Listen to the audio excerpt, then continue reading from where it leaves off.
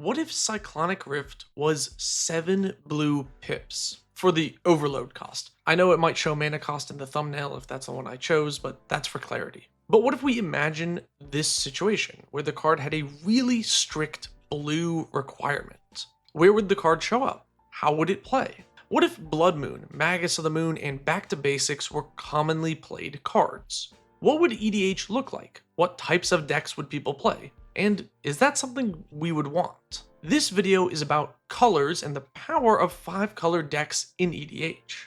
But real quick, if you want to buy any cards I talk about, check out Cool Stuff Inc. If you use my code TTM at checkout, you'll get a discount and it supports the channel. Thanks to Cool Stuff Inc. for sponsoring the video. When you play a deck with more colors, you naturally get an advantage by just having access to more cards, making decks with more colors naturally more powerful than those with less. Now, to balance that, in traditional 60-card formats with 20 life, playing non-basic lands has a cost. Either they enter tapped, which means you miss a turn, and that tempo loss can be a huge game changer, or they cost you life with fetches and shock lands. Or in much older formats, you lose life just from the fetches because you have the duels. But for the most part, Fetch Shock has been the way to balance lands. And additionally, cards like Back to Basics or Blood Moon effects have been ways to give low color decks an advantage. In Commander though, things are different. The life loss from shocks and fetches is much less meaningful.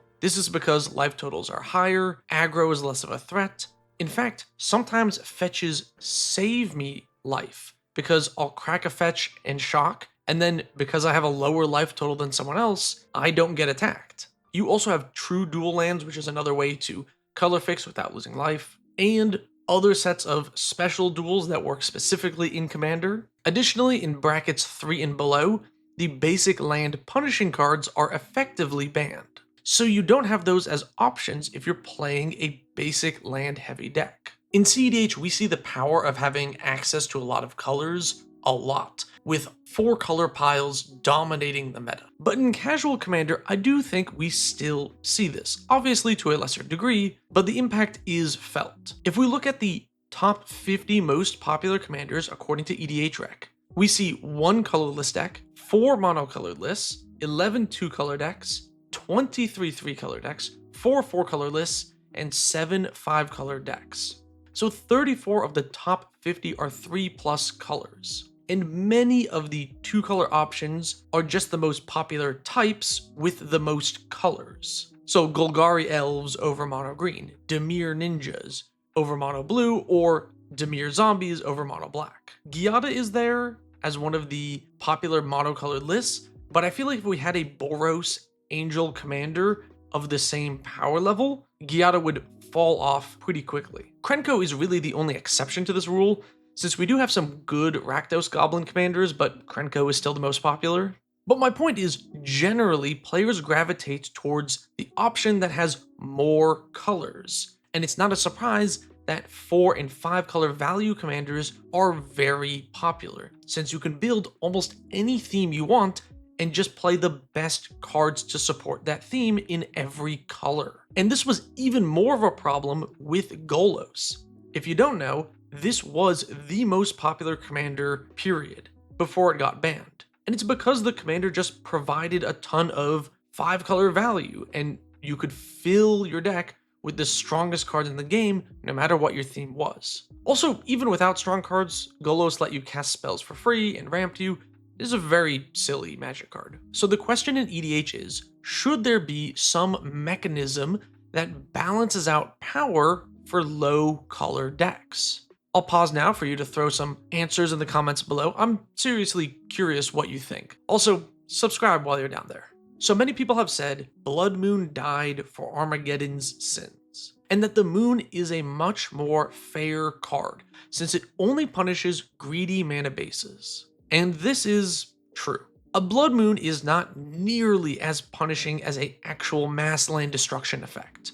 If you have a dual land which has been turned into a mountain, you can still cast a Signet and filter into your colors. Whereas if your lands just got destroyed, you wouldn't be able to cast the Mana Rock and then go back to casting your spells.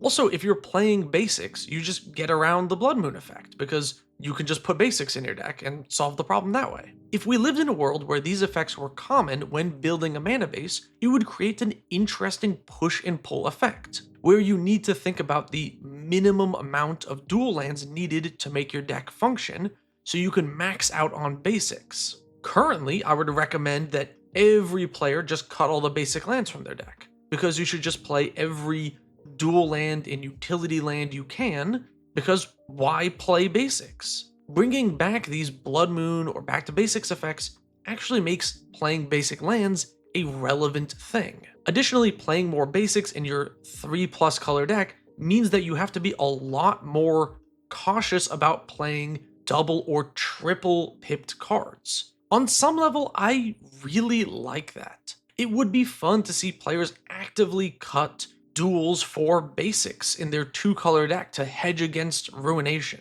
But I'm still not convinced these effects should be in bracket 3 or 2. A lot of these mana denial effects, including Winter Moon, Hall of Gemstones, and a few others, have an issue. If you get caught off guard, you don't really get to play much Magic. This isn't an, oh, you should have put more removal in your deck situation, because you might not have the mana to cast the removal. And the point of these lower brackets is to be the casual, chill, new player friendly format.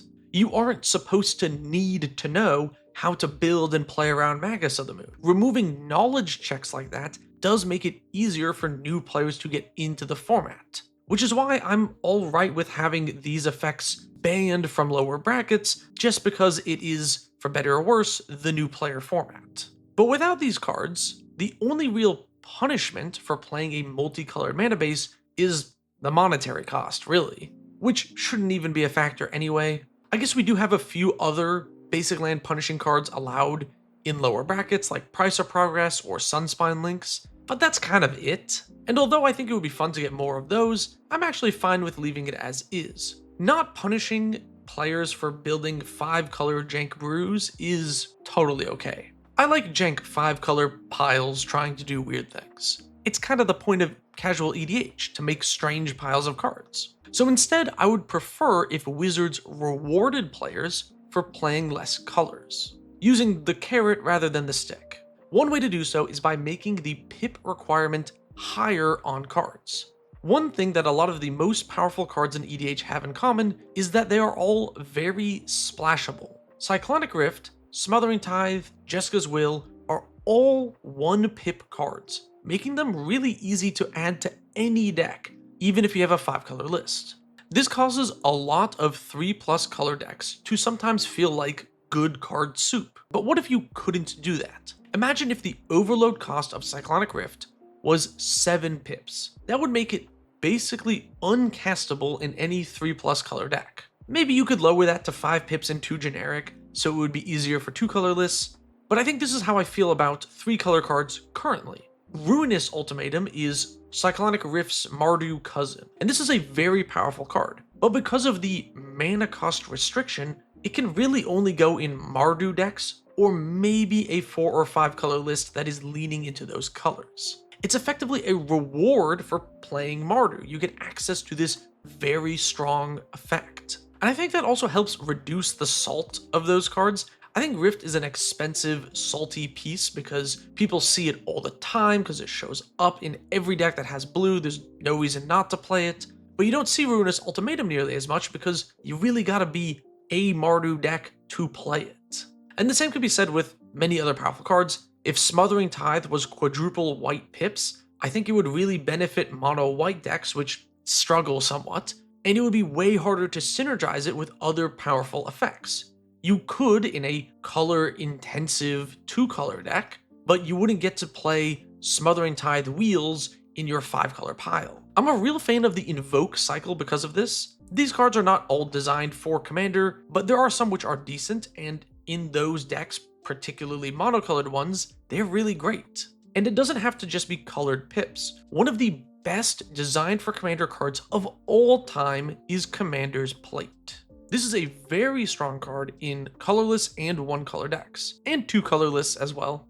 I really want more cards like this in Commander. Another way Wizards could reward players for playing monocolored lists is by pushing the power of monocolor commanders. Commanders like Magda, Urza, Yawgmoth are great because they are strong but limited to one color, which heavily restricts their strength. Maybe Wizards shouldn't print a ton more Urza level cards, but more Yawgmoth power level cards in monocolor would be pretty sweet. This is all hypothetical and wishful thinking though. Right now, there aren't too many reasons to play monocolor decks. In lower brackets, you should really just be playing the commander option that gives you more colors. So here, I want to challenge you to try and build a monocolor deck. I think it can be a fun challenge. I'm going to suggest a few color intensive cards and synergy pieces that you can try out. And if you do build one, let me know in the comments below. One card that is pretty sweet is Throne of Eldraine. Although not specifically restricted to monocolor decks, it is best in a monocolor deck. It's a bit expensive, kind of needs a reprint, but is very strong in a monocolor deck, especially mono red or white that need card draw.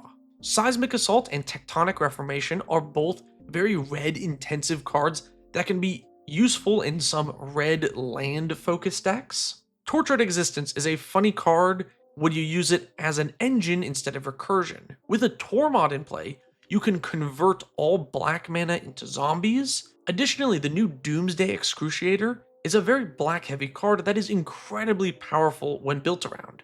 One of the easiest ways to do so is play it with something like Elixir of Immortality, use self-mill, and then exile everyone's library, and then use the elixir to shuffle your graveyard back into your deck. This way you only need to survive a few turns and your opponents will run out of cards. Halo Fountain is a very white intensive card that makes for a great win con in mono white token decks. Also, throw a Spear of Heliod in there. It uses up double white every time you want to activate it, so in a multicolor deck it can be tricky to use. The new Bristly Bill is a great commander. If you can activate that ability multiple times, it will turn a creature with just a few counters into a lethal threat very fast. Honestly, green has a lot of devotion cards, making use of having green pips in play. It's probably the easiest monocolor to build around. In blue, you can play cards like Spelljack or Charisma with these heavy blue requirements. Plus, casting blue spells and being able to hold up a plethora